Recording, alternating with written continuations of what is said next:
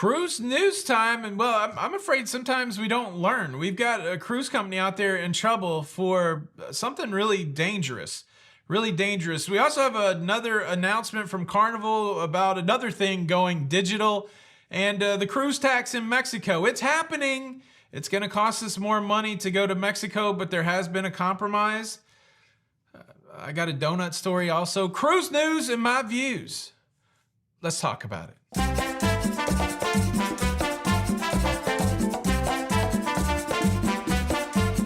Hey, what's up, everybody? Welcome to La Lido Loca. I am your host, Tony, here to talk you through everything going on in cruising.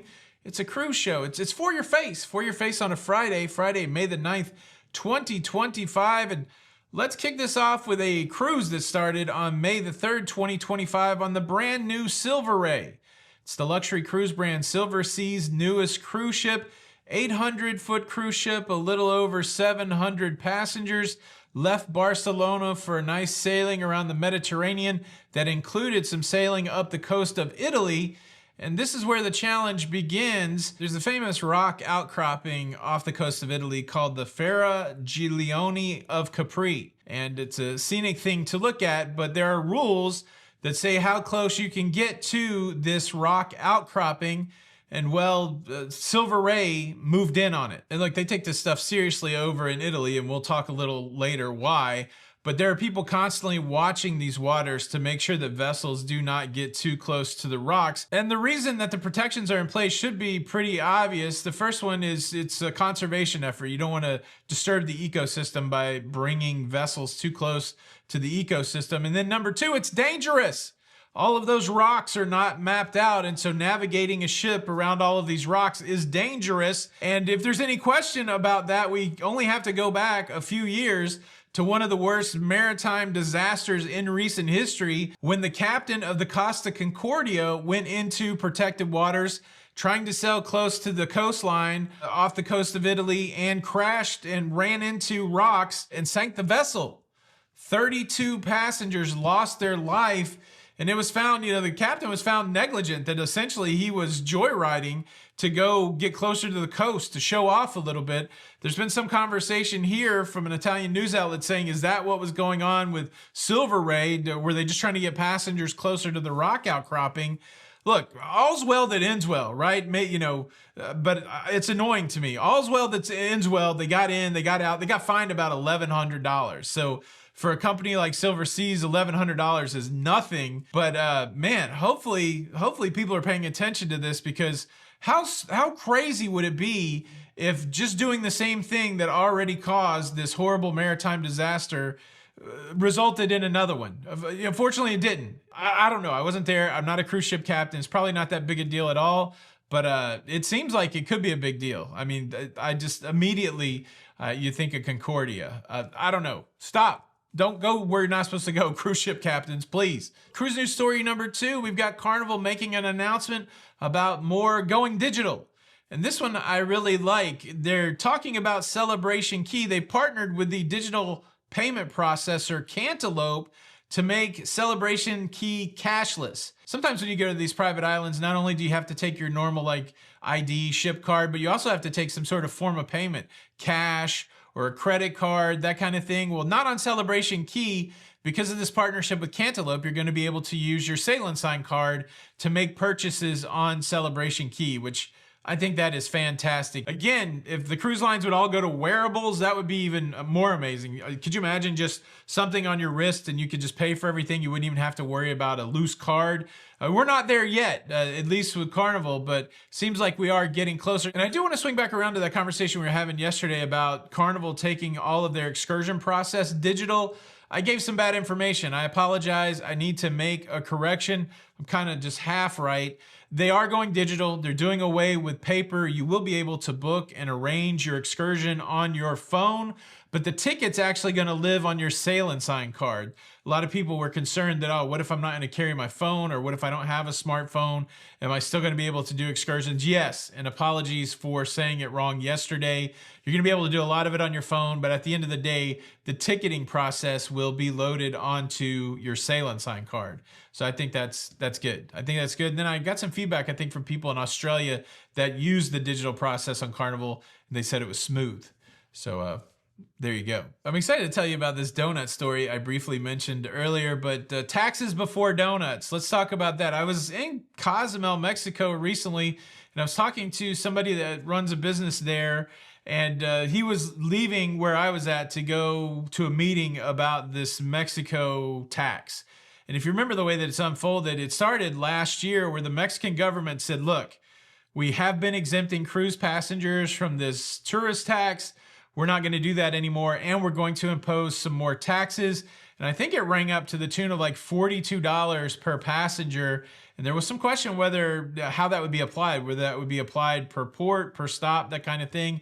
And immediately the alarm bells went off, and the cruise lines are like, well, we're not going to immediately start paying a $42 tax. Like, we've invested millions in Mexico. We have a partnership.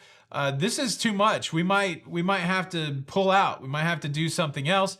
And of course, that raised the alarm of business owners in Mexico going, hey, the cruise business, like $1 billion business for us. You got to come here, that kind of thing. And so this negotiation started, and finally we have some sort of resolution. Look, the consumer, it's a nice deal for the government. It's a nice deal for the cruise line. Consumers, we're going to have to pay more, right? So here's the compromise. There was going to be a tax that immediately went into place, but now we're just going to have to pay $5 per person for the next 13 months. So it's going to start in July, $5 per person for 13 months. Then in August of 2026 through July of 2027, it's going to be $10 per person. Then when you go to 2027 to 2028, $15 per person. And then starting in November of 2028, it's going to be $21 per person. So we get 3 years down the road, it's going to cost us $21 more to go to Mexico. And the cool thing is the $21 is less than what it was originally going to be. It's about half. That's a nice compromise. And it's going to cover all of the itinerary. So if you got 3 Mexico ports, the $21 is going to cover it. Again, a good compromise. The cruise lines are saying, okay, we can still come to Mexico. The Mexican government, they're saying, cool, we got to win. We're bringing in more tax money. And the cruisers are going, okay, great. I guess my cost to go to Mexico is increasing. That's the way it is with luxury vacation. You got to pay what they say you got to pay. But yeah, I'm glad that everything's a compromise, and I'm glad for the businesses in Mexico. And I do like going to Mexico, but I guess it's going to cost us a little more. I'm the tax man. Yeah, I'm the tax man. Down with the tax man. That's what I'm saying. Can we just not have taxes? Shout out Ludacris. Let's move away from the government oversight and talk about something that Homer Simpson would love. Let's talk about donuts. But you know what else Homer Simpson loves? He loves a break from his job at the nuclear power plant. I don't think I've ever seen him do it, but I think he would. I think Homer Simpson would want a dance break. Yeah, dance break. Get up. Get up.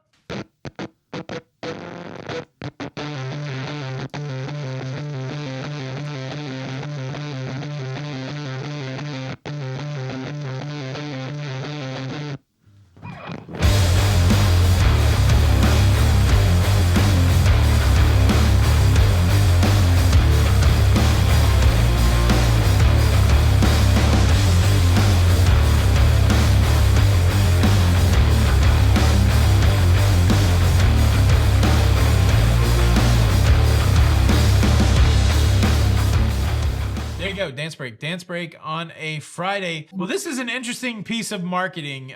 The cruise line is collaborating with a donut company, and it's not the collaboration that you would think. There's not going to be a donut shop on this cruise line. It's just an old school go visit a store, win a free cruise collaboration. It's happening between Shipley Donuts and Margaritaville at Sea. So there's Shipley Donuts in 14 states around the country. And between now and June the 22nd, you can go into your local Shipley Donut and enter a sweepstakes to win free cruises on Margaritaville at Sea, which is kind of cool. They're also doing a kind of a one-day pop-up at the Shipley down in Houston, where they're going to have a whole Margaritaville at Sea theme day with Margaritaville at Sea donuts. You can also go to Shipley's website to enter in, but they're giving away like a 7-day cruise and a 4-day cruise, all kinds of prizes. And you gotta love marketing. I love the language coming out from the marketing officer over there at Margaritaville at Sea. She says, whether it's setting sail on Margaritaville at Sea cruise or enjoying a warm Shipley donut, this sweepstakes captures the spirit of escape and indulge that both our brands are known for. Our hope is that fans will get their favorite treats from Shipley on their way to ship out. The ultimate recipe for a great vacation. There you go. I do like Margaritaville at Sea. I feel like I haven't cruised in a while, but it's probably only been 3 or 4 weeks. But yeah, I've already cruised Margaritaville at Sea twice in 2025, and it's a good time out of Tampa. That's the big question for today. What's the country's best donuts? I lived in Nashville for a long time, and there's nothing better than a Krispy Kreme when the hot sign's on. I'm going with Krispy Kreme, but I'll leave some choices down below, maybe even some fictional choices for you to pick from. Please participate in the show. Make sure you watch this video next if you haven't seen it, and subscribe for more. Stay up to date with everything going on in cruising. This is Tony for La Lido Loca. Until the next time, we'll see you on the Lido. Bye.